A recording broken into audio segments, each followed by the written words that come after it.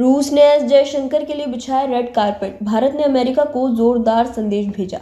विदेशी मंत्री सुब्रमण्यम जयशंकर ने अंतरिक्ष उड़ान वोस्तोक में सवार अंतरिक्ष यात्री निकोलेव एजी और पोपोविक पीआर को देखने के लिए 1962 में उन्हें जारी किए गए पास को पोस्ट करके रूस की अपनी 5 दिवसीय लंबी यात्रा में जयशंकर का राष्ट्रपति व्लादिमीर पुतिन ने गर्मजोशी से स्वागत किया। जब पुतिन जयशंकर के स्वागत के लिए खड़े हुए तो उनके चेहरे पर बड़ी मुस्कान थी।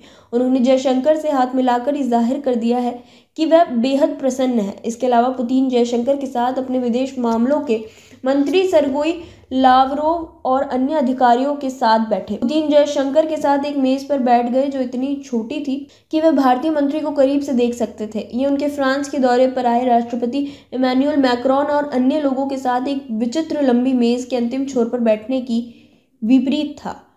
पुतिन ने जयशंकर से कहा कि वह प्रधानमंत्री नरेंद्र मोदी को रूस में देखना चाहते हैं। पुतिन ने यह भी कहा कि वह यूक्रेन सहित वैश्विक मुद्दों पर मोदी के साथ नियमित रूप से नोट्स का आदान प्रदान करते रहते हैं। पुतिन को इस साल कई कार्यक्रमों में भारत और मोदी की खुलकर प्रशंसा करते देखा गया है, जहां उन्होंने स्वतंत्र भारतीय विदेश नीति की सराहना की है। जयशंकर के प्रति पुतिन की अभिव्यंजक गर्मजोशी इस तथ्य के बावजूद थी कि मोदी लगातार दूसरी बार उनके साथ वार्षिक व्यक्तिगत शिखर सम्मेलन में शामिल नहीं हुए थे।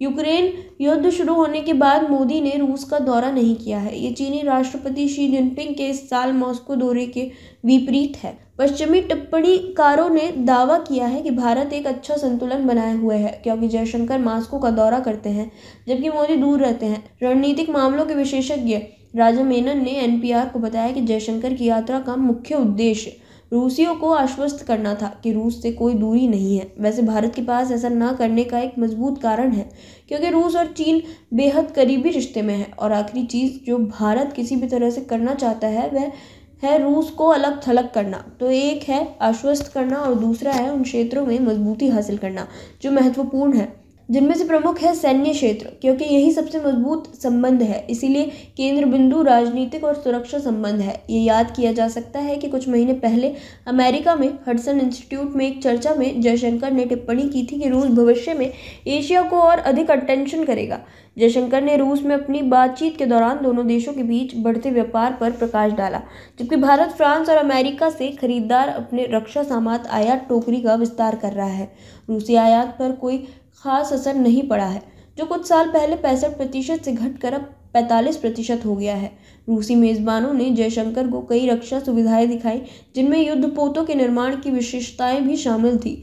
संयोगवश भारत समुद्र पर प्रभुत्व के लिए चीन के साथ प्रतिस्पर्धा के बीच नौसैनिक युद्धपोतों के बेड़े का विस्तार करने के लिए एक महत्वाकांक्षी रोडमैप तैयार कर रहा है। क्रेमलिन ने पुतिन के हवाले से जयशंकर से कहा, हमें अपने मित्र प्रधानमंत्री मोदी को रूस में देखकर खुशी होगी। हम सभी मौजूदा मुद्दों पर चर्चा करने और रूसी भारत संबंधों के विकास की संभावनाओं के बारे में बात करने में सक्षम होंगे। हमें आगे बहुत काम करना है। उन्होंने ये भी कहा कि मैंने उन्हें यूक्रेन संघर्ष के संबंध में स्थिति के बारे में बार बार जानकारी दी है। ऐसा प्रतीत होता है कि जयशंकर की रूस यात्रा ने अमेरिका को सिख कार्यकर्ताओं के खिलाफ हत्या की साजिश के दावों को बढ़ाकर एक जोरदार संदेश दिया है, क्योंकि मंत्री ने परमाणु सहयोग के विस्तार के लिए समझौते पर हस्ताक्षर किए हैं। इसके अलावा मोदी ने फाइनेंशियल टाइम्स को दिए एक साक्षात्कार में ये कहकर जयशंकर की रूस यात्रा के लिए माहौल तैयार कर दिया था कि सहयोगी के लिए पूर्ण सहमति आवश्यक नहीं है। जब सिख कार्यकर्ता गुरपतवंत सिंह पन्नून के खिलाफ हत्या की साजिश में अमेरिका में जांच पर दैनिक उनसे सवाल की थी।